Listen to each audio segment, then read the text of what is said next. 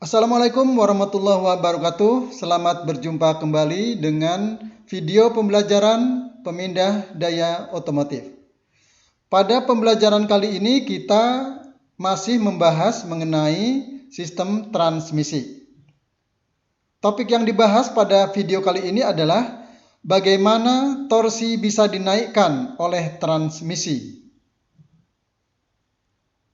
Torsi yang dihasilkan oleh suatu kendaraan ini mendekati tetap, besarnya relatif tetap. Nah, sementara power atau tenaga itu akan bertambah seiring dengan putaran mesin. Nah, jadi semakin tinggi putaran, powernya akan semakin bertambah, tetapi torsi cenderung akan tetap, dan bahkan torsi itu akan menurun seiring dengan putaran mesin yang semakin tinggi. Nah, kemudian kalau kita lihat pada saat kendaraan berada pada posisi jalan menanjak, maka pada roda penggerak ini diperlukan torsi yang besar. Nah, jadi kendaraan itu memerlukan torsi yang besar pada saat jalan menanjak atau pada saat kendaraan pertama kali akan berjalan. Dari diam kemudian berjalan itu membutuhkan torsi yang besar untuk gerakan awal.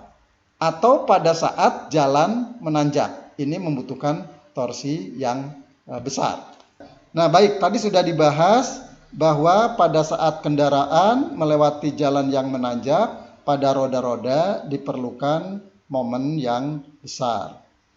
Sebaliknya, pada saat kendaraan sudah berjalan dan melewati jalan yang mendatar, tidak diperlukan momen yang besar. Nah, jadi torsi yang dihasilkan oleh engine relatif tetap, tetapi pada saat berjalan menanjak diperlukan torsi yang besar pada roda-roda. Maka diperlukan suatu mekanisme untuk mengubah torsi. Tentu saja dalam hal ini menaikkan torsi pada saat jalan menanjak.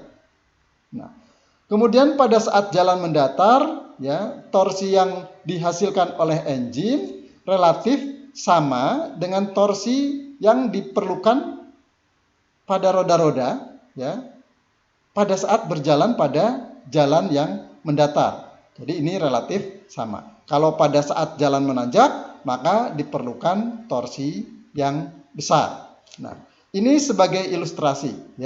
Jadi jika ini adalah torsi yang dihasilkan oleh mesin, pada saat jalan menanjak seperti ini diperlukan torsi yang besar. Nah, mekanisme untuk menaikkan torsi ini adalah transmisi.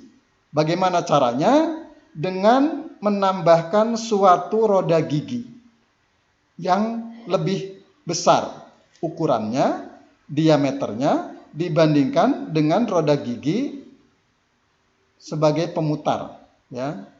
Nah, jadi input torsinya disalurkan ke roda gigi pemutar, kemudian diteruskan ke roda gigi yang diputarkan, yang ukuran roda giginya lebih besar dibandingkan dengan roda gigi pemutar yang ini. Nah, mekanisme ini dapat menaikkan torsi. Nah, konsekuensi menggunakan roda gigi yang lebih besar, maka putaran roda gigi ini akan lebih lambat dibandingkan dengan putaran pada gigi pemutar yang ini. Nah, tetapi keuntungannya adalah torsi yang dihasilkan akibat melewati roda gigi yang besar, torsinya menjadi lebih besar dibandingkan dengan torsi pada roda gigi pemutar yang ini. Jadi torsi yang dihasilkan karena adanya mekanisme untuk menaikkan torsi, ini menjadi lebih besar. Dan torsi yang ada di roda ini mampu menggerakkan kendaraan meskipun kendaraan tersebut melaju di jalan yang menanjak. Ya. Nah, karena torsinya lebih besar. Nah, sedangkan untuk jalan yang mendatar, ya, maka torsi yang dihasilkan oleh engine itu bisa langsung diteruskan ke roda-roda. Jadi tidak perlu menaikkan besarnya torsi dari engine ke roda-roda. Ya, mengapa? Karena tidak membutuhkan torsi yang besar untuk menjalankan kendaraan pada saat melewati jalan yang datar. Nah, ini prinsipnya, ya. Nah, baik ya. Sekarang kita lihat bagaimana suatu mekanisme roda gigi dapat menurunkan putaran. Ya. Nah, ini sebagai sebuah ilustrasi, ada sebuah roda gigi yang ukurannya lebih kecil. Ini kita sebut dengan roda gigi pemutar.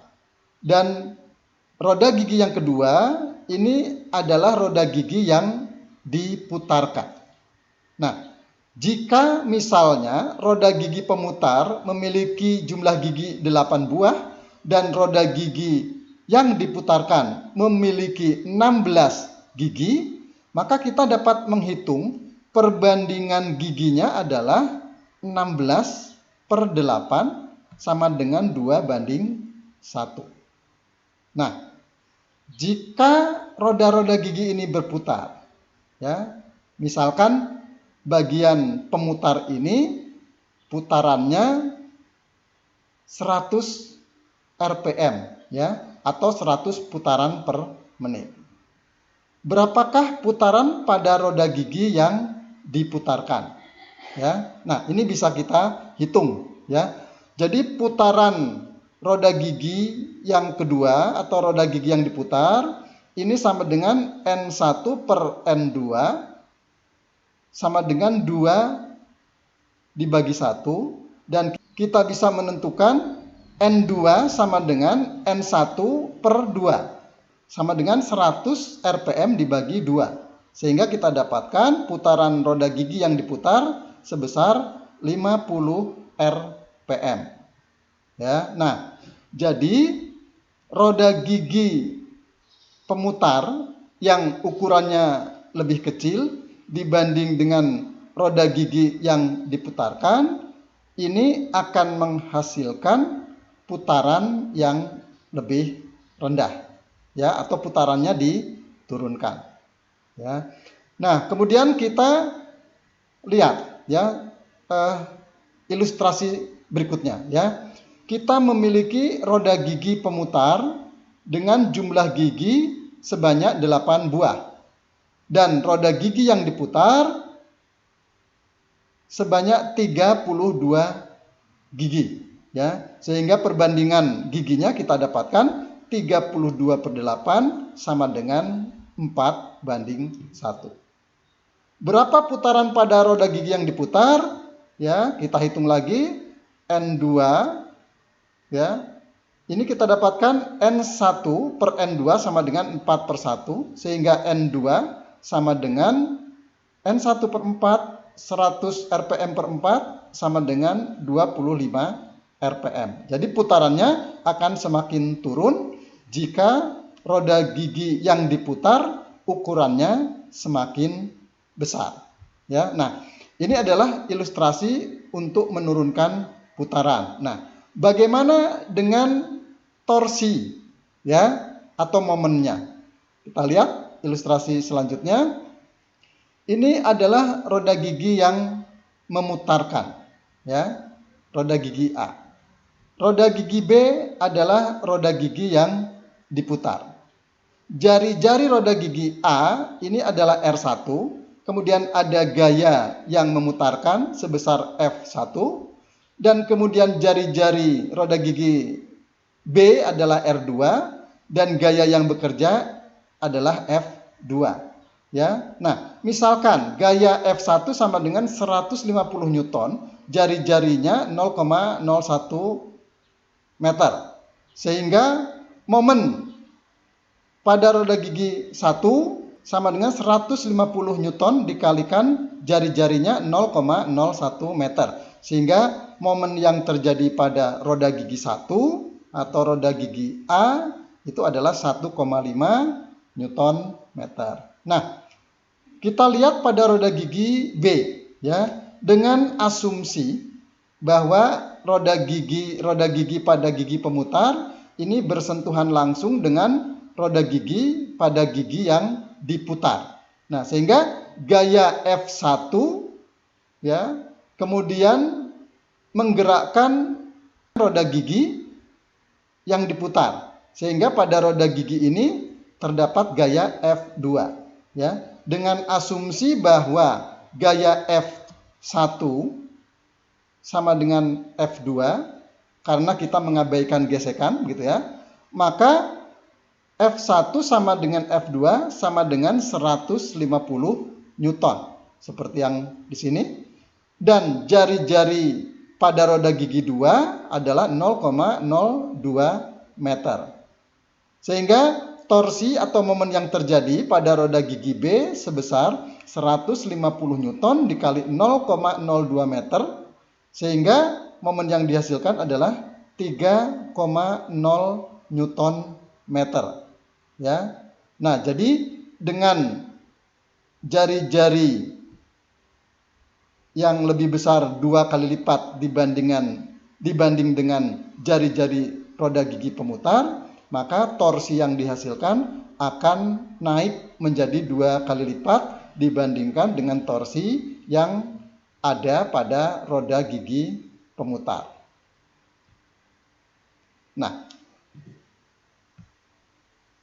sekarang kita lihat lagi ya ilustrasi berikutnya ya dengan ukuran jari-jari yang berbeda. Kasusnya sama seperti yang tadi, F1 150 jari-jari 0,1 ya. Kemudian momen 1 150 kali 0,01, momen 1 sama dengan 1,5 Newton meter. Seperti halnya yang tadi dijelaskan juga dengan asumsi bahwa F1 sama dengan F2 sama dengan 150 Newton, sedangkan jari-jari pada roda gigi B sama dengan 0,04 meter, maka bisa kita hitung momen pada roda gigi B sama dengan 150 Newton dikali 0,04 meter. Sehingga momen yang terjadi sebesar 6,0 Newton meter.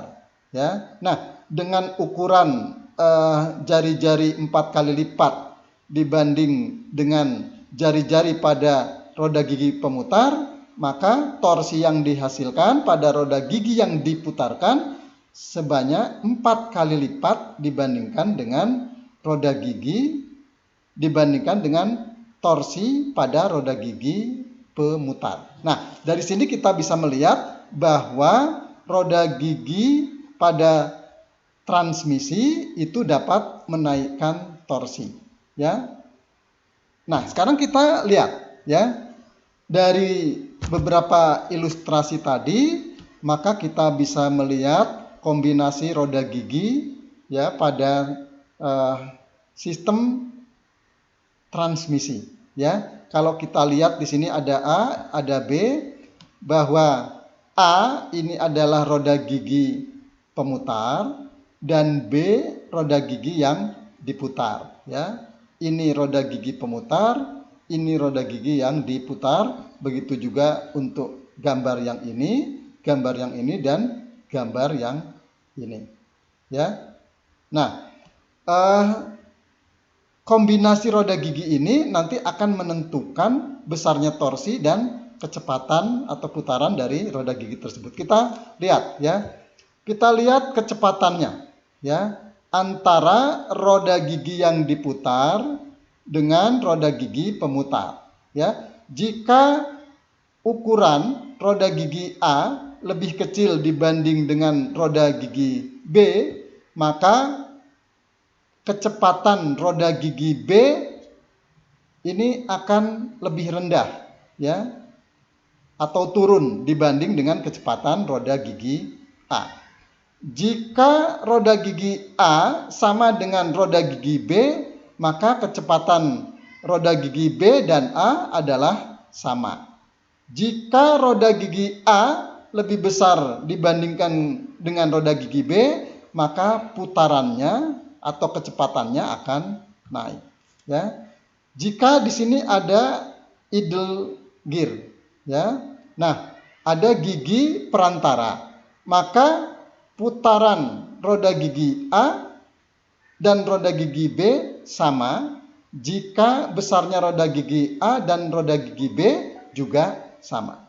Nah, sekarang kita lihat torsi yang dihasilkan ya antara roda gigi B dan roda gigi A.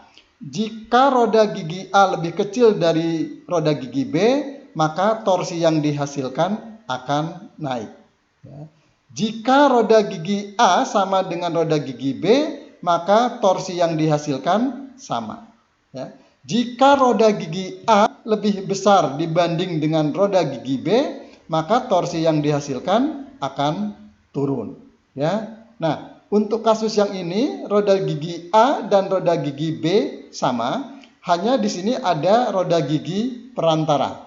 Nah, ini roda gigi perantara ini bisa kita abaikan, sehingga torsi pada roda gigi A dan roda gigi B ini sama. Ya. Nah, sekarang kita lihat arah putarannya. Kalau konstruksinya seperti ini, maka arah putaran roda gigi B berlawanan dengan putaran roda gigi A. Ya. Yang ini juga sama, putarannya berlawanan. Ya. Yang ini juga sama, putaran roda gigi A dan B berlawanan. Sedangkan untuk yang ini, putaran roda gigi A dan roda gigi B arahnya sama. Ya. Baik, ya, dari beberapa penjelasan tadi, maka ada beberapa pertanyaan yang harus dijawab. Jika roda gigi A lebih kecil dibandingkan dengan roda gigi B, mengapa torsi yang dihasilkan pada roda gigi B menjadi lebih besar dibanding dengan roda gigi A? Silakan dijawab. Ya. Pertanyaan berikutnya adalah, mengapa jika roda gigi A sebagai pemutar, jika ukurannya lebih besar dibandingkan dengan roda gigi B, maka torsinya akan turun? Silakan dijawab. Berdasarkan hasil pembahasan kita pada video kali ini, ada beberapa simpulan yang bisa kita ambil. Bahwa torsi yang dihasilkan oleh suatu engine cenderung tetap dan bahkan menurun saat putaran engine semakin tinggi. Kebutuhan torsi saat kendaraan terbebani atau jalan menanjak dapat dipenuhi oleh transmisi. Dengan adanya perbandingan gigi di dalam transmisi, putaran menjadi turun, namun secara bersamaan torsi jadi meningkat. Nah, saat kendaraan tidak terbebani, jalan mendatar atau jalan menurun, torsi yang besar tidak lagi diperlukan. Nah, dengan adanya transmisi, maka torsi dapat diturunkan dan kecepatan kendaraan dapat ditingkatkan. Jadi, kebutuhan torsi sesuai dengan beban pada kendaraan dapat difasilitasi oleh transmisi. Demikian pembahasan kita kali ini mengenai prinsip transmisi. Sampai berjumpa kembali pada video selanjutnya yang tentu saja dengan materi-materi yang semakin menarik. Demikian, terima kasih. Saya akhiri. Assalamualaikum warahmatullahi wabarakatuh.